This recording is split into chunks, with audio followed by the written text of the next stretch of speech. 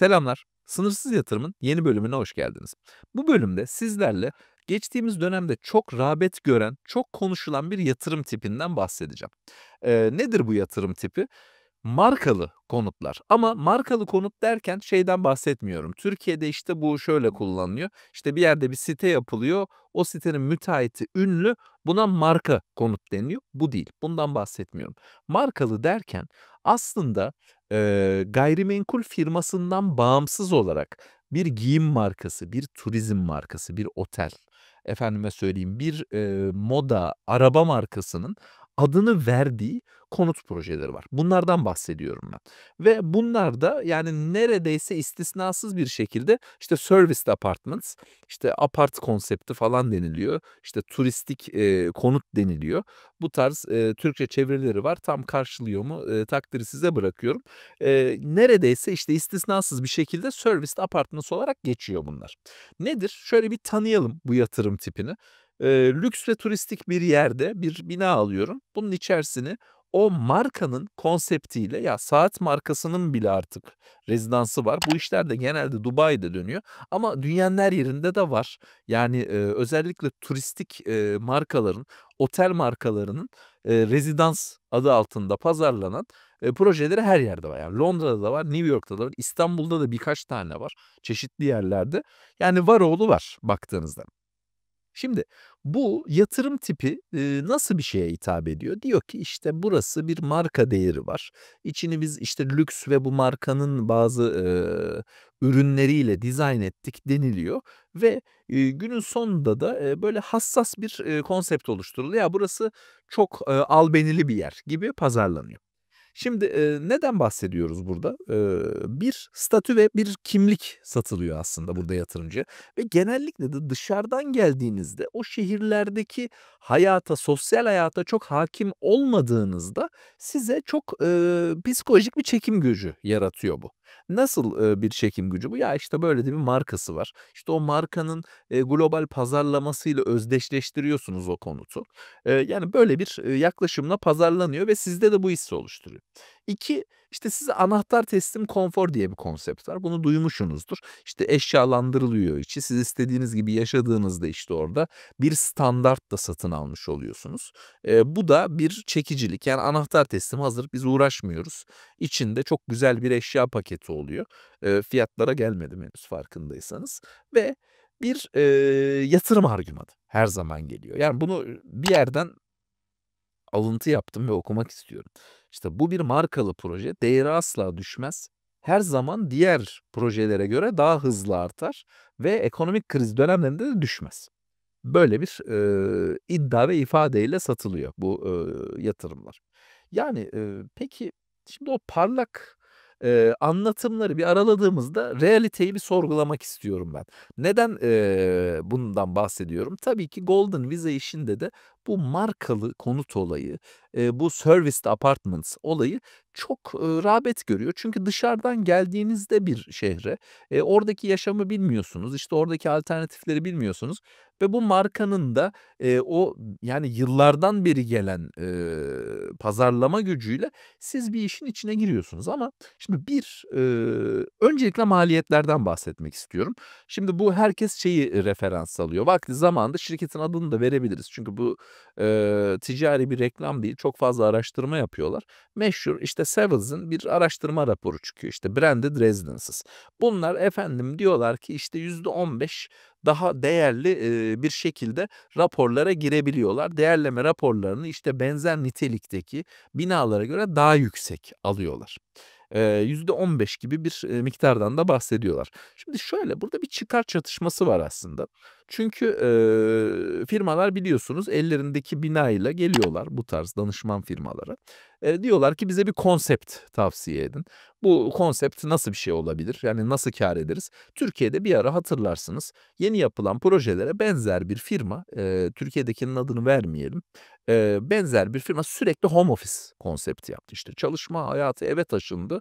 Biz kocaman binayı home office konseptinde yaptık. Ya, herkes bunu yaptı. Daireler, işte, kısmi ofis alanı, gibi yapıldı. İşte, çalışma alanları geniş tutuldu falan. Böyle çift ticari konut tapuları karıştırıldı. Enteresan, sistemler oluşturuldu. Neden? bunu daha ilginç bir konsept olarak satabildi danışman. İşte, tırnak arası danışman da bir şey satıyor orada. Ya, konut projenizi böyle yapın diyor. Ondan sonra da gidiyor bunu adam değerliyor, bunların da değeri de yüksek çıkıyor diye kendi oluşturduğu trende yönelik bakın yalan ifadelerle değil, taraflı ifadelerle yaklaşıyorlar. O istatistikler doğru. Spesifik projeye bakarsınız yanındaki konutun nitelikleri yakındır birbirine. Bir şekilde o bölgede de bu değer artışı yakalanır. Ama bu genel geçer bir tabir olamaz. Diğer projeleri de çok ciddiyetle tek tek sizin çevredeki muadillerle hesaplamanız lazım. Şimdi bu benim ilk takıldığım konu. Marka primi inanılmaz şişiriliyor. Ya İstanbul'da da örneği var, Yunanistan'da da bunun örneği de var. Çok gördüm ben. Portekiz'de de var. Ya %30 primli satıyor adam. Ya yan bina aynı metrekarede. 3 aşağı 5 yukarı aynı. Yani zaten ben o %30'u harcadıktan sonra o bir değer olmaktan çıkıyor. Bakın fiyatlar yakın olur. %5 oynar. Aynı olur. Benim konutumda marka vardır. Benim konutumda işte o hizmetler vardır. O zaman çok öne geçer. Neden? Benim gelirim daha yüksek olur. Ben daha pahalıya veririm kirayı. Ama şimdi %30 ile %40'ın arasında nasıl bir şey var? Birini €1000'ya kiraya veriyorsanız birini €1500'ya vermeniz lazım ki aynı karlılığa ulaşın yüzdesel olarak. Mümkün değil yani aynı sokakta, aynı nitelikte kimse gelip o kadar büyük bir fark ödemezler. Şimdi burada bir anda şişiyor işte. O parayı betona değil, o logoya ve o algıya vermiş oluyorsunuz siz bir anda. Bu, yani, benim muhalif olduğum konulardan, çok önemli bir tanesi. 2, şimdi bu konu çok daha önemli. Siz, yani, bu serviced apartments konseptini yüklendiğinizde çok ciddi, aidatlara da imza atıyorsunuz ve, çok ciddi işletim bedellerine de imza atıyorsunuz. Yani, adamlar evet size bir kira ödüyorlar ama, yani, son kullanıcıdan aldıkları kiraya bakıyorsunuz inanılmaz yüksek. Sizin elinize kuş kadar bir şey geçiyor günün sonunda. Yani, bu aidatlarla da evleniyorsunuz. İşin daha kötüsünü söyleyeyim, ben birkaç tane şeyi, inceledim bu kontratları.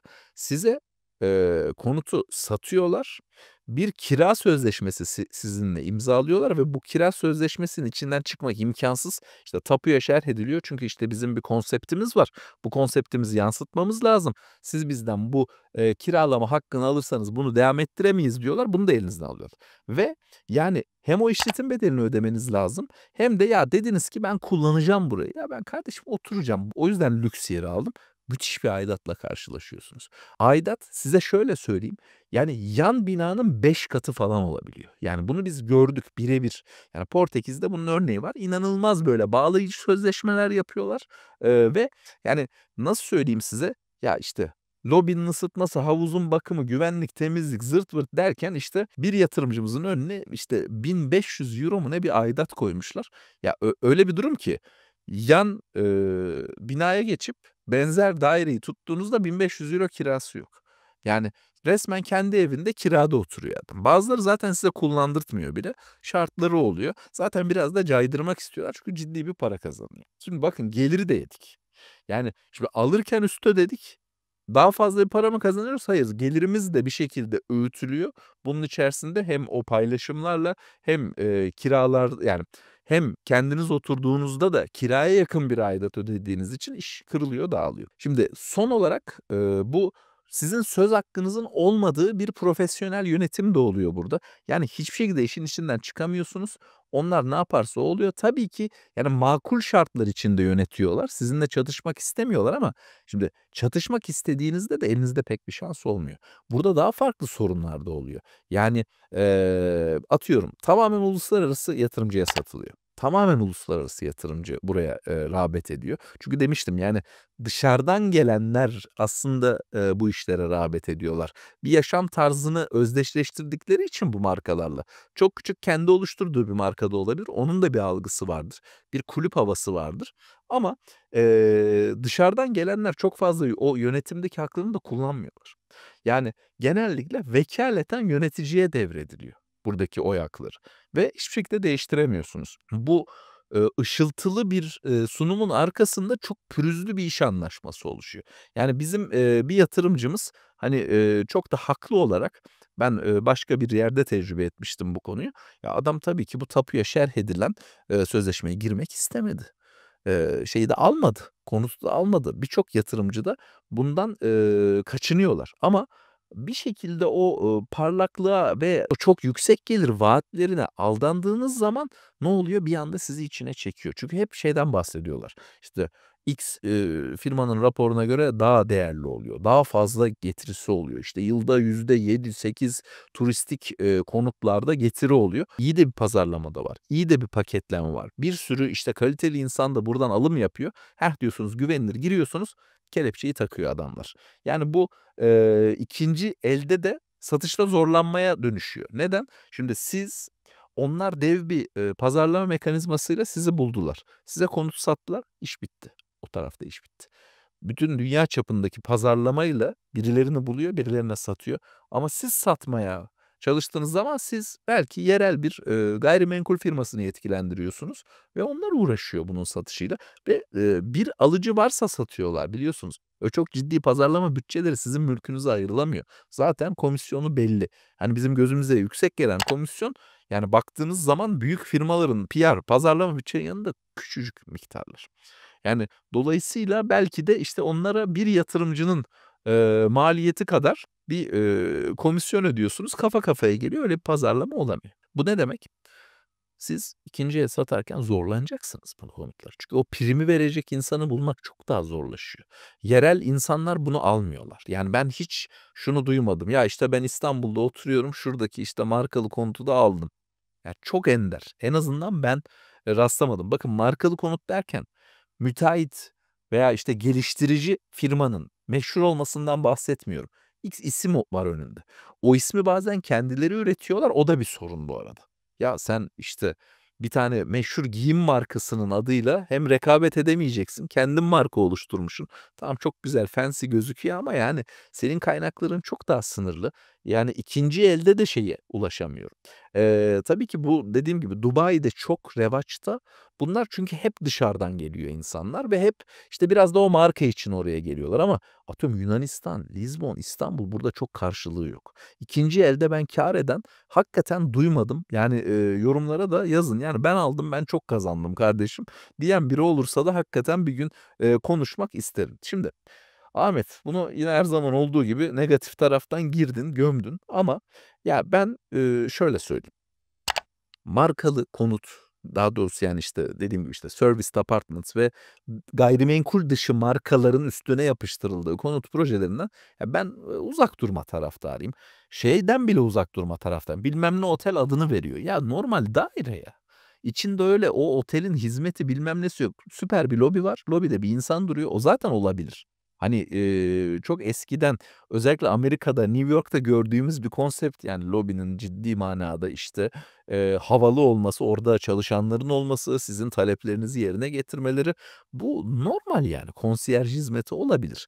Bir apartman kendi de bu insanı istihdam edebilir. Markalı konutla alakası olan bir durum değil. Yani ben her zaman diyorum, doğru konuma gidip oradaki butik ve nitelikli projeleri keşfetme taraftarıyım.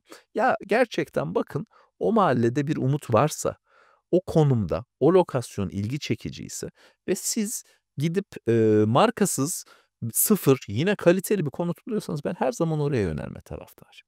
Yani öbür taraftaki ben şeyi hakikaten göremedim pratikte. Bakın elimizde yani nasıl söyleyeyim, hakikaten binlerce belki geçtiğimiz 5 yılda yatırım, vakasını uyguladık veya gözlemledik. Hani başkalarının yaptıkları da elimize geliyor. Ben bunu aldım diye göre yatırımcı diyoruz. Tebrikler, çok iyi.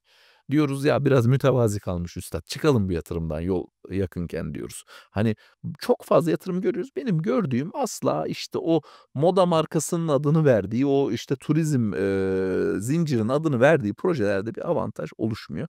Ve dediğim gibi yani hep böyle butik, nitelikli, efendime söyleyeyim, daha yan duygusal getirilerin olmadığı projeler daha çekici. Ya bakın bir saat de lüks bir saati takmaya boynum kıldan ince. Ya gerçekten hiç itiraz etmiyorum. İnsanlar diyor ki ben takmıyorum görüyorsunuz zaten tercih etmiyorum. İnsanlar diyor ki bunun bir hissiyatı var, bunun bir statüsü var ve ben bunu seviyorum. Süper ama konut da yani aynı betona, aynı, iç işlere, aynı maliyete çok daha yüksek bir şey vermek mantıksız. Çünkü konutta o statüyü yakalamak ve kullanmak çok daha zor. Kıyafeti üstünüze giyiyorsunuz, arabayla her an geziyorsunuz, toplumsal alana da sokabiliyorsunuz bu, metaları, bu objeleri ve değerlerini ama konutta ben bunu göremiyorum. Hakikaten butik, güzel bir, lüks bir projeyi alıp kendiniz döşediğiniz zaman, içerisini de kendiniz eşyalandırdığınızda, belki bir uzmanla çalışarak her zaman sonuçlar daha iyi oluyor. Ama şimdi şöyle söyleyeyim, sonuç olarak ben markalı konutlar kötü demeyeceğim. Ve hani bu madalyonun öbür tarafında ben çünkü o kadar popüler bir olay ki karşı tarafı da dinleyip, bu bölümden sonra bir, pazar piyasa araştırması yapıp pozitiflerini de anlatacağım bir bölümde ama ben kendi, pozisyonumu söylüyorum. İşte emlak kararınızda böyle gözünüzü boyayan lobiye değil, hakikaten kağıt üzerinde çatır çatır rekabetçi ve iyi fiyatlı yerlere yönelmekte yarar var. Unutmayın o markanın royalty'sini, parasını siz ödüyorsunuz. Onu evet, önce geliştirici ödüyor, o marka hakkını alıyor, size sattığı an bütün katma değeri de size veriyor. Ama siz o katma değeri aslında teslim etmiş oluyorsunuz ilk satın alan tarafa. Umarım, açıklayıcı ve ilginç olmuştur. Burayla ilgili ben özel, biraz daha konseptsel, biraz daha böyle akademik, olmayan şekilde size anlatmak istedim düşüncelerimi. Umarım yararı olmuştur dediğim gibi ve sorularınızı bekliyorum. Ben bu işten kâr ettim veya ben bu işten zarar ettim diyorsanız lütfen yorumlara yazın. Tek tek bunları cevap verip önümüzdeki yorumlar bölümlerinde de sizlerle, bu görüşleri paylaşmak isterim. Yani, herkes yararlansın istiyorum artık kanalımızdaki bizim bu kolektif tecrübemizden. Biz bir komüniteyiz, biz bir topluluğuz. Birbirimize tecrübelerimizle yardımcı olalım isterim. Bunun dışında da lütfen her zaman söylediğim şey, kanalımıza abone olup bildirimleri de açmayı unutmayın. Görüşmek üzere.